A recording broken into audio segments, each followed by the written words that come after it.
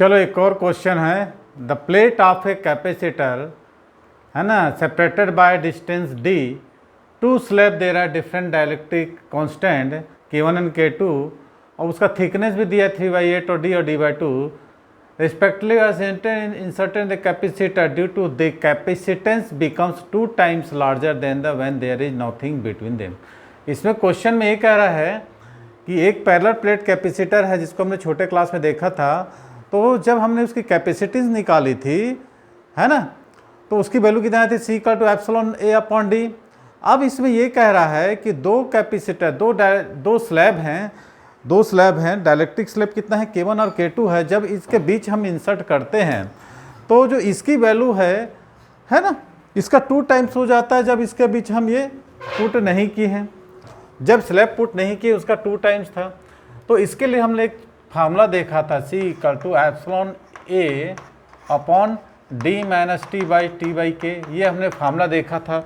अब इसी फार्मूला को यूज़ करके हम इसको क्या करते हैं, सॉल्व कर लेते हैं। ठीक है, जहाँ T क्या है, D क्या है, पहले हम देखे थे है ना, दोनों के बीच के जो थिकनेस है ना, ओके क्या था, डायलेक्ट्रिक कांस्टेंट था। तो इसकी वैल्यू क्या थी, 2 टाइम्स ऑफ ε0A/d, यही ना कह रहा है क्वेश्चन में। तो ε0A/d, d का मतलब क्या हो जाता है, d का मतलब ये होता है कि इसकी मोटाई कितनी है। d का मतलब ये बोल रहा है कि इसकी मोटाई कितनी है। तो हम इसको रख लेते हैं, सॉरी t का मतलब कितना है, d/2 + 3d/8। मतलब ये बोल रहा है कि यदि हम आप इन दोनों को सम करते हैं, टोटल प्लेट की दूरी कितनी है, d है। अब इन दोनों को जब ऐड करेंगे तो d नहीं आएगा, मैंने कुछ ना कुछ भाग इसका एयर है, ठीक है, प्लस t, तो d/2 K2 प्लस कितना हो जाएगा 3d/8 K1 = 2 ε0A/d। यही क्वेश्चन में अब ε0A को काट देते हैं और d को भी हम निकाल के क्या करते हैं, काट देते हैं। ठीक है, तो हमको जो वैल्यूज आएगी, क्या वैल्यूज आएगी, अच्छा इसको जब आप सॉल्व करते हो तो कितना आ जाएगा, d/8 आ जाएगा, ε0 एक कट गया। ठीक है, तो यहाँ बचता है 1 मेरे ख्याल से कितना हो जाएगा 8 - 4, तो d/8 प्लस, अब इसकी वैल्यू को हम क्या करते हैं, यहाँ से पुट कर देते हैं, है ना। अच्छा एक चीज़ और दे रखा है इसमें कि K1 और K2 के बीच में डिफरेंट दिया है, आपको क्वेश्चन में पढ़ेंगे तो K1 = 1.25 K2, it means K1 = कितना हो जाएगा 3/4 है ना K2, तो 4K1 = 3K2, तो K1 = 3 ये K1 की वैल्यू पूछ रहा है हमको ना, तो 4 K2 का पूछ करते हैं 4K1/3 = K2, ऐसा हम पुट कर देते हैं, है ना। तो आप पुट कर दीजिए K2 की जगह, d/2 K2 की जगह 4K1 नहीं 5 आएगा ना, 5 है, 5K1/3 है ना,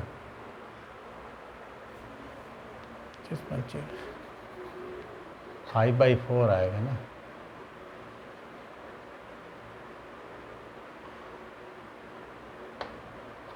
K2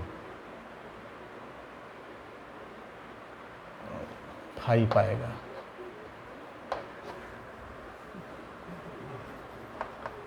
तो आ जाएगा प्लस 3d और 8K1 = कितना हो जाएगा 2/d। क्लियर है यहाँ तक। अब d निकाल के काट दिए, मेमोरी का दिक्कत है, मेमोरी ख़त्म हो जा रहा है बार बार, तो इसमें हम d निकाल के कैंसल आउट कर देते हैं। ये 5 ऊपर चल जाएगा, ये d कैंसल आउट हो गया इस सब में निकल के, तो हमारे पास आ जाएगा 1/8 प्लस कितना जाएगा 5/2 K1 और प्लस कितना हो जाएगा 3/8 K1। तो एक क्वेश्चन आ गया हमारा आंसर 2। तो कितना होगा 5 और 3 8, 1/8 प्लस आ जाएगा। इसमें से हम क्या निकाल लेते हैं, इसको मल्टीप्लिकेशन करते हैं ना 4 से, ठीक है। 3 था ना, 4 K1 था ये, अच्छा ये 4 था ना, 4 K1/5, यहाँ 4 था, तो 4 2 जा 8 आता है, या 8 K1, ठीक है। तो यहाँ क्या आ जाता 5 5, 5 3 जा 1/8 निकालते हैं तो कितना आता 8/K1, ये हमारे पास आ गया इक्वल टू 2। इस टाइप का क्वेश्चन आ गया। अब इसको आप लोग सॉल्व करके हमको दिखाएंगे, तो कितना जाएगा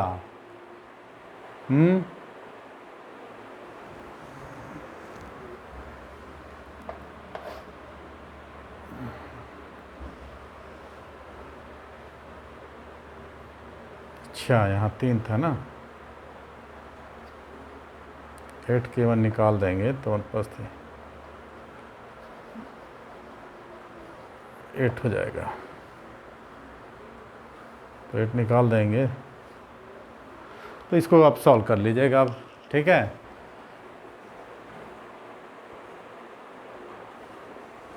टू को ला लें, हाँ ठीक है। एक मिनट, थोड़ा कैलकुलेशन डिक्शन हो गया, आप लोग सॉल्व करिए इसको जब तक। तो ये हो गया हमारा, ठीक है। हमने क्या किया, K2 की वैल्यू को यहाँ से पुट कर दिया है, ठीक है। K2 की वैल्यू कितना 4 K1/8, तो हम 2/8 को हमने कॉमन निकाल लिया है, ठीक है। ये 2 को हमने डिवाइड कर दिया, या फिर 2 से दोनों डिवाइड कर उल्टा कर दे हैं, तो 1 + 5, ये 5 मल्टीप्लिकेटिव इन्वर्स का ऊपर चल गया, 5 + 3 मैंने K1। तो अब हमने क्या किया है 1/4 को 4 को यहाँ ट्रांसफ़र कर दिया है, तो 1 + 1/8 का ना 4 में से 1 सब्ट्रैक्ट हुआ, 3 = 8/K1, ठीक है। क्रॉस मल्टीप्लिकेशन कर दिए तो K1 = 8/3। जब इसको आप डिवाइड करते हैं 3 2 जा 6 समथिंग कुछ आता है, 2.33 समथिंग कुछ आपका ये आंसर आ जाएगा, सॉरी नहीं 2.66 आ जाएगा, क्योंकि 8/3 3 2 जा 6 2.36, हाँ 2.66 है। ये था एक ईजियर टाइप का क्वेश्चन, तो इसको आप लोग सॉल्व कर लीजिएगा। अब अगला क्वेश्चन प्रिपेयर, देखिए क्वेश्चन बड़ा दिख रहा है, बाकी सॉल्यूशन काफ़ी इजी है। ये अपने एनसीईआरटी क्वेश्चन पे सिलेबस में पढ़ा है, थोड़ा सा बस ध्यान रखना है, कैलकुलेशन थोड़ा सा मिस्टेक मत करिएगा, ध्यान से पढ़िएगा, अच्छे से करिएगा। ओके, चलिए नेक्स्ट क्वेश्चन के लिए प्रिपेयर हो जाइए।